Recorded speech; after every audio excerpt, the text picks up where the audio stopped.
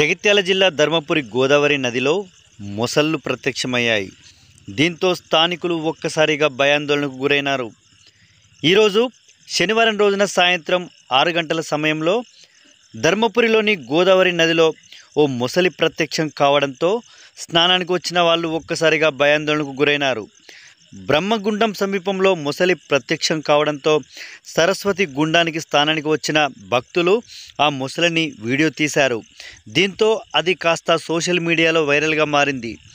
వేసవికాల సమయంలో ధర్మపురి గోదావరి స్నానానికి భక్తులు వచ్చిన సందర్భంలో సరస్వతి గుండం మరియు ధర్మగుండంలో మాత్రమే నీటి ఎద్దడి ఎక్కువగా ఉంటుంది. కానీ తెలిసి తెలవని కొత్తగా వచ్చిన పర్యాటకులు మాత్రం సరస్వతి గుండం లేదా బ్రహ్మగుండంలో స్నానాలకు వెళ్ళి అందులో గల్లంతైన ఘటనలు సైతం ఉన్నాయి.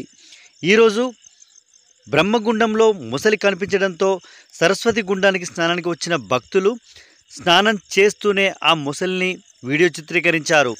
ధర్మపురి గోదావరి తీరానికి స్నానానికి వచ్చే భక్తులు జాగ్రత్తలు వహిస్తూనే స్నానానికి రావాలంటూ స్థానికులు పేర్కొంటున్నారు.